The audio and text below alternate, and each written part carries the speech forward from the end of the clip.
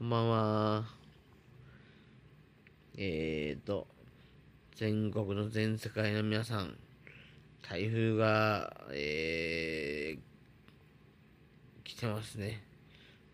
来ましたね。